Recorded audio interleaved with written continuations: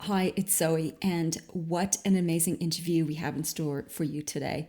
Oshoke Pamela Abalu is an amazing woman, and you'll notice straight away the quality of her energy. She is such a distilled pool of love and amazingness. I just had such a delight interviewing her. And actually, as you listen to it, you'll hear me actually have my brain shifted in one of the concepts that she shares around belonging. And when you hold a belief for so long and have it challenged and changed, it's an amazing thing. So, beyond hearing my brain go, you can look forward to some deep insights on what it means to advocate for symphony instead of diversity in our workplaces and why it's no longer a nice to do, but a compelling business thing to do. So, plenty of wonderful takeaways in this. Enjoy. Let's do it. So excited to have Oshoke Pamela Abalu. And we did have some practice before getting on the call to make sure I pronounced it properly. This fantastic, fabulous woman who I came across when she wrote an article in Fast Company about Symphony. It's a new perspective on diversity and inclusion, how we show up as humans in the world. Now, that's like the little teaser, but Oshoke has a fabulous, fabulous profile. She's the co-founder of this brilliant company called Love and Magic Company.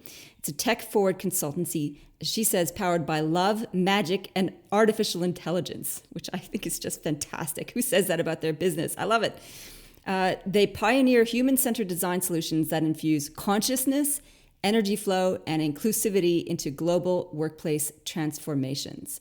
She is a Crain's 40 Under 40 honoree. She is reimagining the future of work through ecosystem innovations like inclusion and symphony, which we're going to dive into, and smiles per square foot, which I love as a concept, where people and technology work side by side to improve lived experiences and amplify human potential. So I love the summary. Has been licensed at the age of 26 as the 179th living licensed Black female architect in the US, so trained and developed as an architect, and has since led the transformation over 1 billion of workplaces for thousands of individuals in 65 countries. She's been featured in Time, Smart Planet, Real Simple Magazine, Domino Magazine, Interior Design Magazine, The Network Journal, ABC, NBC, Fox, CBS, Fast Company, all over the place. And here she is on the Zoe Routh Leadership Podcast. Welcome, Oshoke. Zoe, I'm so happy to be here. Thank you. And thank you for that generous introduction. So happy to be here. Yes, I'm so glad we can manage to tee it up too, because there's so many questions I have about who you are, how you're showing up, and your philosophy and principles. So first things first, where are you right now? Where are you on the planet? I'm in Brooklyn, New York. Brooklyn, New York, fantastic. Not too far from where my sister lives. She lives in Westfield, New Jersey. So a little bit of a hop, skip, and a jump away. And that's been your home base for a long time? For the last 20 years, I'll say. But really, I've spent a lot of time traveling, whether for work. I mean, just everyone's really just a global citizen these days with projects. Yeah.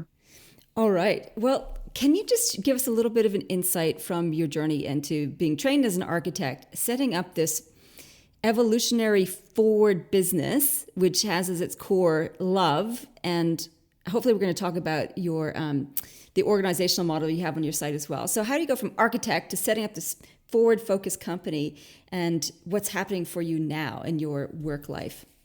Thank you. Thank you for asking.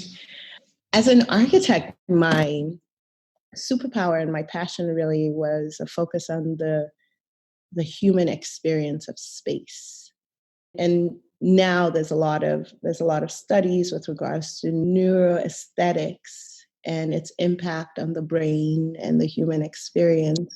But just innately, as an architect, when I thought about space, I thought about how people felt in space. In my work as the chief architect at MetLife, I was responsible for 75,000 seats, people. And I knew that the work was really about bringing delight and joy into the human experience of work, in addition to meeting all other baselines and exceeding them.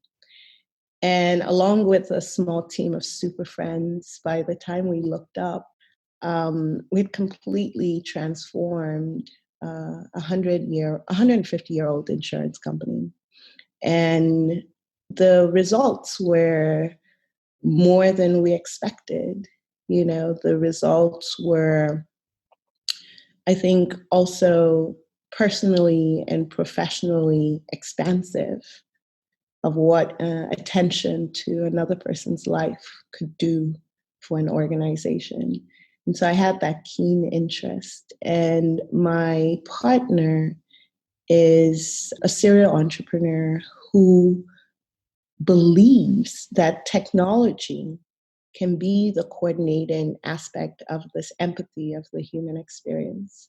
That technology and the tools that we now have has the potential for us to start to ask questions like, instead of what is your job, it's who do you help with these tools? What problems do you solve with these tools? What unmet needs do you meet with these tools? And the idea that technology, you know, physical space is amazing. It's wonderful to watch the transformation of space from, well, just the transformation of an idea from the visioning stage to when it's fully built.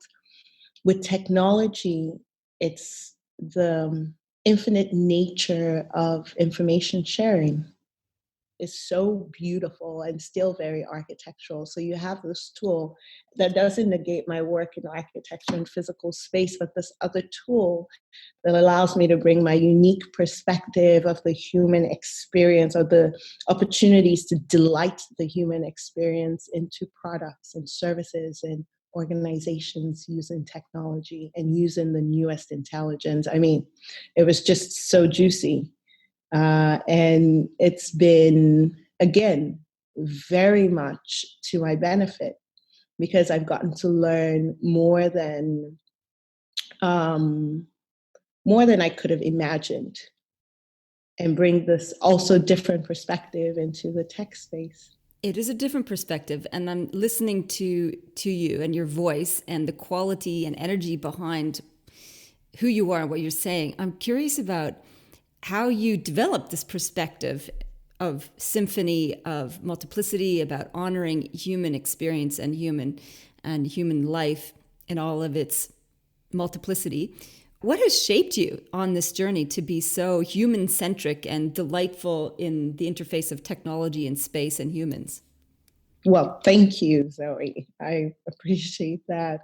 I think grace, I think it's the grace to understand my privilege, and it's the grace to perceive the opportunity to show up while we're alive, and leave the world better than we saw it. I was recently at a conference, and I forget who was speaking. I think it was Mark Nebo, or maybe not. I don't really remember. But the person said something so profound. They said, if you were sitting in a burning house, your house, and burning all around you, would you just sit down, watch the flames? Or would you get up and try to put it out?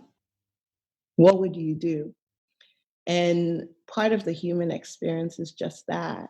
If we're here and we see our house burning, do we watch it? The rest of the people coming may not have a house. Or do we look at our superpowers and say, I can do this? I run very fast. I can bring some water. I can do something. And I say grace because I know it's a privilege to be able to perceive the opportunity to serve and show up, especially in this concept of work that is still so foggy. You see that as a privilege?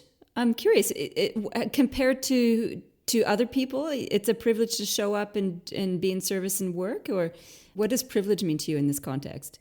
Privilege means to me the perspective that my work is service, the perspective that my work is in service to the human collective, that my superpowers are to solve problems through work.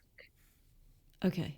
So that's a privilege to one, recognize what your superpower is, and two, be able to apply it in service to the greater human collective. It's not anything that I've trained at. I feel it's grace.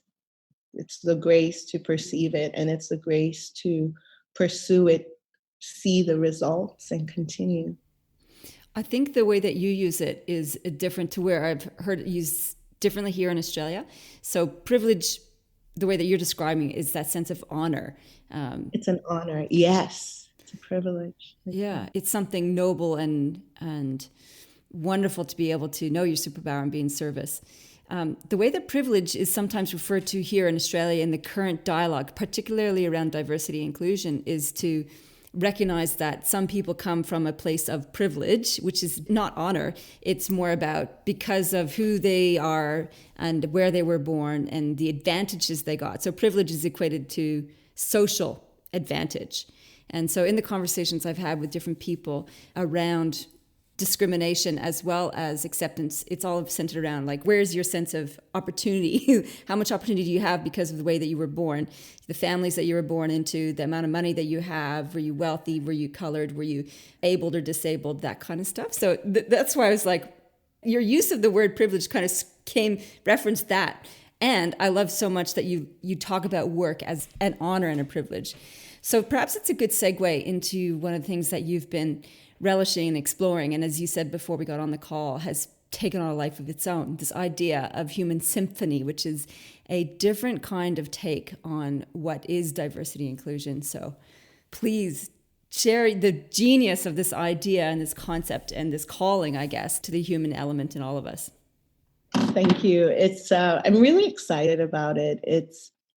I went to another conference, and just again by grace I found myself at my very first diversity and inclusion panel ever.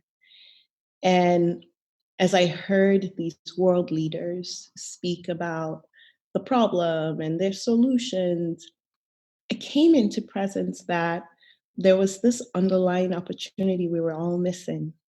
And the underlying opportunity is to reframe the narrative of diversity and inclusion, to look at where we are and to reframe it from a position of lack and limitation to a position of opportunity, a position of, again, privilege.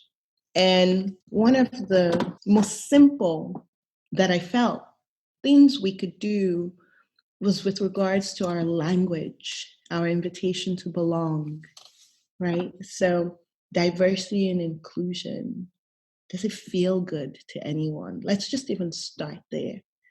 Diversity means disparate, it means separate. And what I shared with the group is this is what we've met, but this doesn't mean this is what we have to marinate in.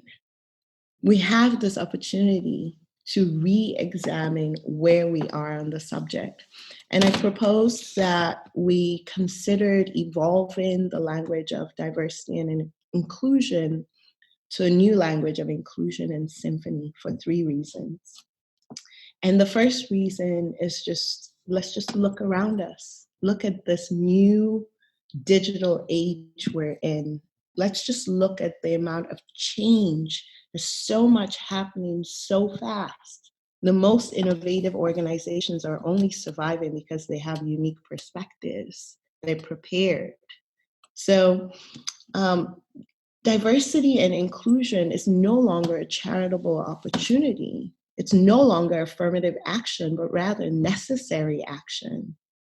The unique perspectives of an organization's people are its greatest advantage in this age of the unknown. So that was the first reason. So you just think about that. Your invitation is not charitable, like it's an invitation. It's an invitation for the sake of the future of your organization. I always talk about, I wrote a little bit about how in 1958, corporations in the S&P 500 lasted on the index an average of 60 years. Today it's 12 years. Oh, really? Wow, it's shrunk a lot. Yeah. And the second opportunity that we have just in this time and in just where we are is every one of us, we're all participants in this conversation. This is not a conversation of them. Them is you. We're all participants in the creation of future systems that serve the next 7 generations. So whether you play or you don't play, this whole diversity and inclusion conversation also pertains to you. And I had to realize that myself when I went into this meeting and saw that we all have this great opportunity to show up as participants in this design. To show up as participants requires our attention. It requires for us to look at it with empathy. It's not that we're fitting family member into the family portrait and making it work. It's that without the family member in the portrait is incomplete. And even if that's not what we've experienced, what gift are we leaving for our kids? How are we hooking them up? It requires this mindful refocus that this is not about them. This is about all of us creating a new system where this conversation is not still happening in 20 years. That's right. Like, I think we shouldn't be having the conversation about difference in the way that it comes from a place of lack. We should be having a conversation about difference where it's about the richness of perspective, of tapestry, or as you say, of symphony. Can you talk a little bit about the metaphor and your concept of symphony in this conversation? The final point that ties into your question is, well, how do we do that? Right? This thing is huge. How do we actually do that? Well, the first thing is, what's your language to belong? Right? Just what is your language to belong? I love this quote. Rabbi Yehuda Berg wrote, "Words are singularly the most powerful force available to humanity. Words have power and energy with the ability to help, to hurt, to harm, to hinder, to heal, to humiliate, and to humble. We can choose to use these words positively with words of encouragement, or negatively or destructively with words of despair." And so in the conversation around diversity and inclusion, it's just so heavy. It's like people who even want to participate are just like turned off a little bit. They just don't even want to look. So a really, really easy stream to do is to acknowledge that diversity is what we meant, but not where we're going. Symphony is a composition of different parts. Diversity is a range of different parts. Symphony is musical. Symphony is expansive. Symphony is all coming together for one. Diversity is all working separately. And this change of language, this acknowledgement that we are seeking symphony, we are moving towards this privilege to show up in symphony, has really touched a lot of hearts. And I'm excited to be speaking about it. I'm excited for the resonance of it. I'm excited that it makes sense, that of course it makes sense, inclusion and symphony. So I'm spending a lot of my time now. We talked a little bit about, maybe I'll use the analogy of a pebble in an ocean and the ripple effect, but I'm spending time now masterminding with some diversity and inclusion leaders who want to see this new language, this new fresh perspective in their organization. So how do we do it? I think that's beautiful. And I'm excited to hear about the work of your mastermind around this. So a couple of things that you said that, well, I was sitting here weeping a little bit, listening to you, because the resonance is, it's like it plucks at the chords of our human nature that somehow in socialization we forgot were there. And how each of us showing up with the privilege of being a human being on this beautiful planet, and what an honor it is to be alive and what we can do with it. And it's not about making room at the table or in the portrait, family portrait, he said, but it's about where is the missing piece? Like, we're missing lots of pieces at this table. It's incomplete. There's a sound in the symphony that's missing. Let's get that happening.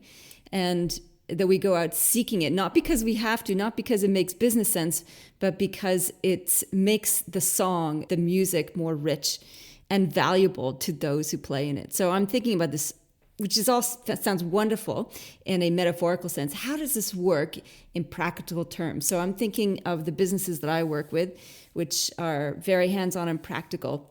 And if they want to, and I'm concerned for them too, because when I look at their websites, there's a lot of them, if they put pictures of people on their website, they all look the same. They're all the same gender, all the same color, they're all the same. They look the same type of position. I'm like, that is just a tunnel vision view of their service to humanity. So how do they then stop doing that? Or not even stop doing that, but start to look around and say, right, we need more symphony here. Because it's a big leap, I think, going from let's get the work done to let's enrich the work and think about what we're doing. So in the work that you... I'm so glad you asked that question. Okay, what do you got? My proposition is all things being the same. All things being the same. When you shift your language from diversity and inclusion to inclusion and symphony, just shifting, stop saying diversity and inclusion, move to inclusion and symphony, it changes the way you approach the problem. It's going to be different for every organization. We all have an understanding of what symphony means. And if that can be our foundation in lieu of diversity, I think we're already winning. And along the way, I think what we'll get is we'll be able to bring blind spots into view as to what's possible, to elevate what's possible. We'll be able to activate curiosities, perhaps expand personal stretch zones as human beings and leaders, perhaps. But diversity doesn't inspire us to do that. So the proposition is actually very simple. It's saying, yes, you met diversity and inclusion, and there's some of us who want to stay there.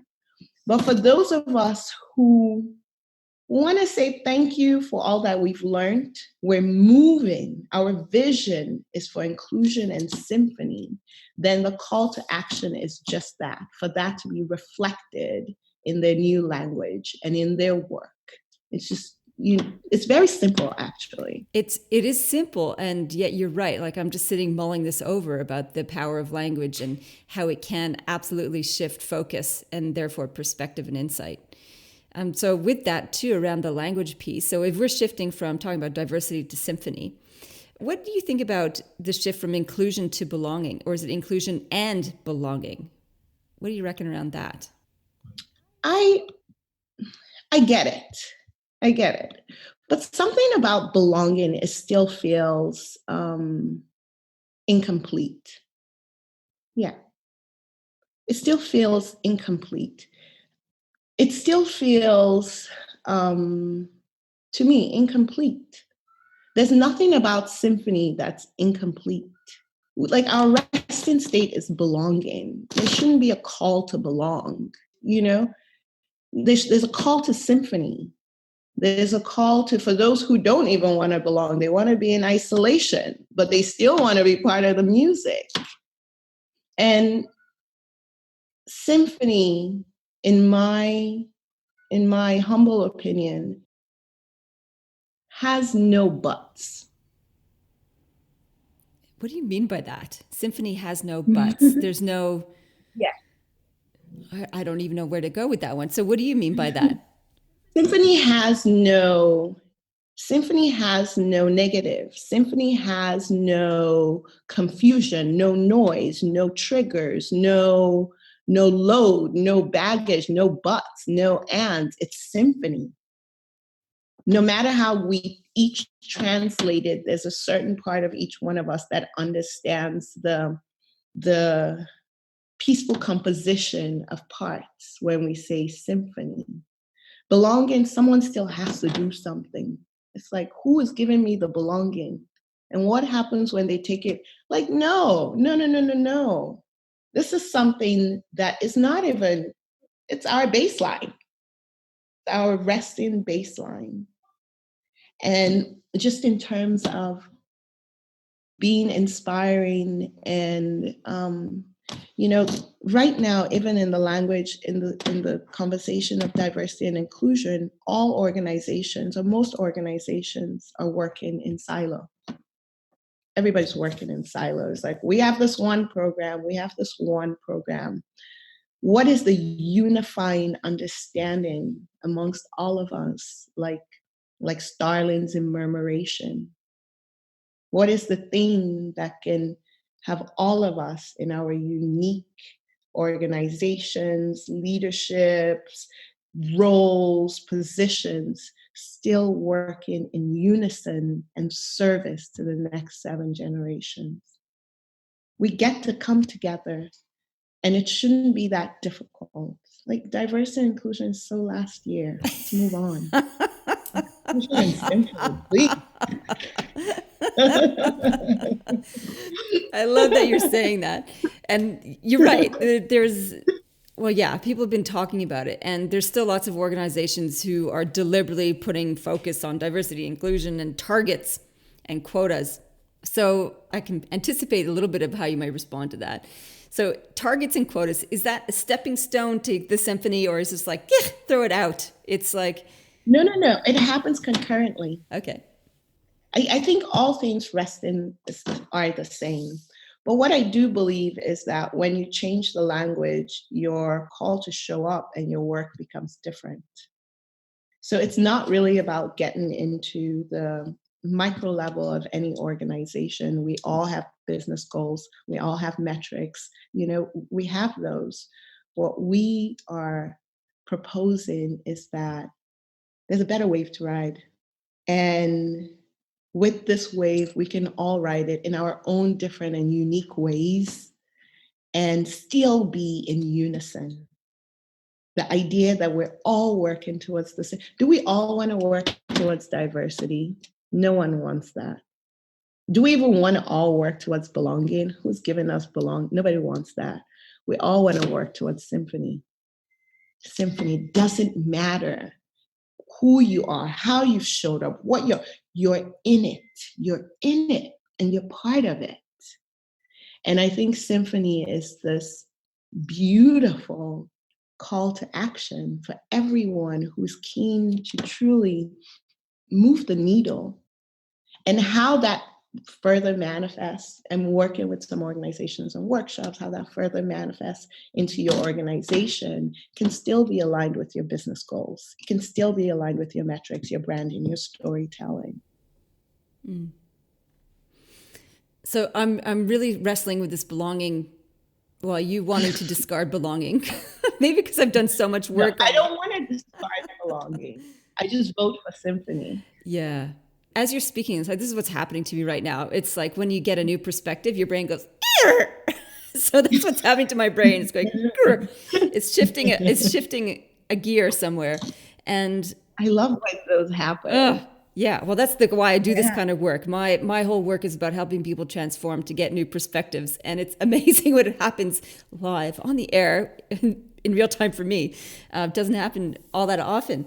So the belonging is, let me just air this and see if it resonates with you. So belonging is about creating a safe space where people feel like they have a home. And from an evolutionary point of view, that was really useful because it helped us survive as a tribe. We had somewhere safe that we could find as a home. And it does, however, and this is the part I think that you're picking up on in your concept, is that there's a subtext of us versus them. If I belong somewhere, it means I don't belong elsewhere. There's an in and an out. And that is potentially why my brain is disconnecting a little bit, because I hadn't necessarily seen the part where belonging has an undertone of exclusion. Like its other side, its dark side is exclusion, and it's a binary thing, where symphony is inclusion. It is all things. It is, there's no you're in, you're out, you're participating, and it's creating this beautiful music. Is that sort of where you're coming from with this? That was so beautifully articulated back. Yes, precisely. There's no buts in symphony. Yes. Yeah. And then it becomes by itself a learning tool, right? Like, so who does what with it? How does that further manifest? It's the same thing as diversity and inclusion. Just feels better, inspires more, unites us all, is relevant for where we are today, that we're coming together. I like it a lot.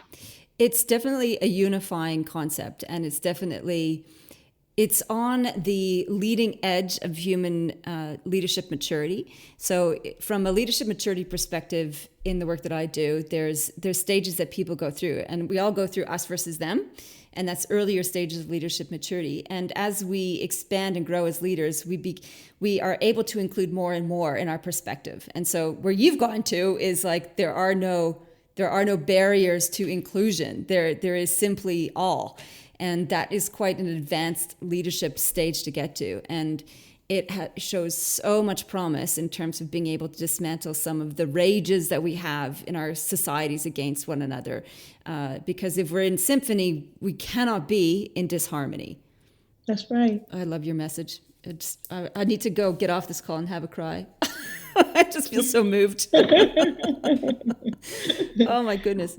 All right. And I also feel we may not experience its fullest blossom in our lifetime. Maybe, who knows? I also feel it's worth doing different for the next generations coming. I feel it's worth setting them up for symphony. Even if all we're setting are stepping stones, like the person in a burning house, you don't just look. Let's unite and at least offer stepping stones to the future we dream. That's beautiful. So if you were to encourage someone, an individual, we've had change your language, think about using symphony instead of diversity. What would be another human tip you would give to our fellow leaders? So I would give them, can I say 5 tips? Yes, you can. Okay, the first one is that we are in a new world that has never been experienced before. There's so much happening so fast. So any assumption that things are still the same is like putting your head in the sand. It really is. We're in this world of accelerating change and its impact in the workforce, period. Inclusion is no longer charitable. It's no longer charitable. It's essential. It's necessary for your innovation and your relevance. So that's the first point. The second point is that in your role as a leader or as the head of diversity and inclusion, your work is in service of humanity. As a head of diversity and inclusion, really, you are a warrior for reuniting humanity. In addition to meeting your core business baselines, you're a warrior for creating new systems that serve those who are in pre-K now better than what we're experiencing. If they're coming and experiencing the same thing in 20 years, it means maybe we just shuffled paper. I don't know.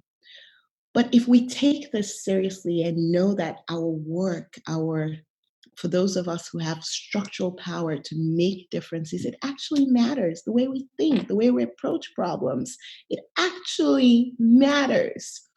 That's something so important to remember now.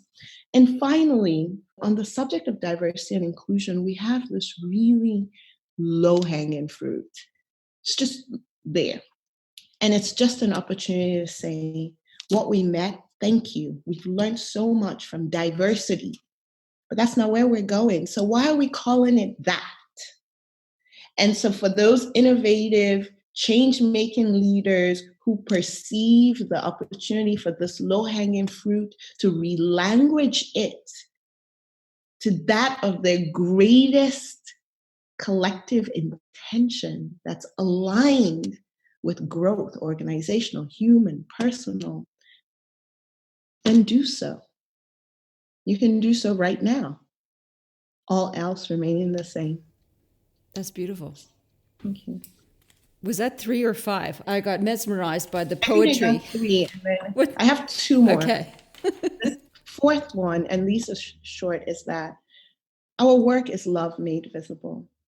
Our customers are beloved. Our employees are beloved. Them is you.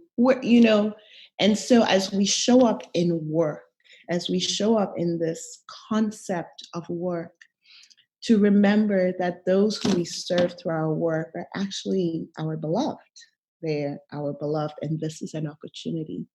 And the final one, and I'm just throwing in 5. I don't remember the last one, but I love this one so much. Is that we have this opportunity to evolve to innovators and creators who solve problems, who meet unmet needs, who are in service to others. We all do. We have this opportunity.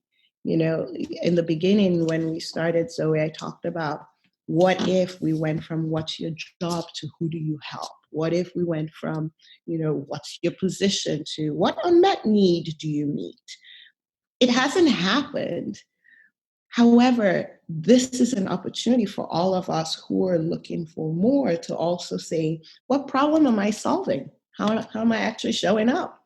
And this is the whole concept behind the beloved organization model, is how do you establish who your beloved customer is? How do you solve the problems that actually affect the human experience? How do you meet unmet needs? Whether you're an architect or you're the head of diversity and inclusion, the head of innovation, or the CEO or the CMO, what problem are you solving with your superpowers in this day and age? I think 5 and 4 are kind of the same, but passionate about those 2. I think they're not the same. They're related, though. In any case, they're all fabulous. Oshoke, thank you. You have transformed my world this morning, and I'm deeply appreciative of that. And I can't wait to get this episode out into the world and to share your wisdom and your light with even more people. Thank you so much.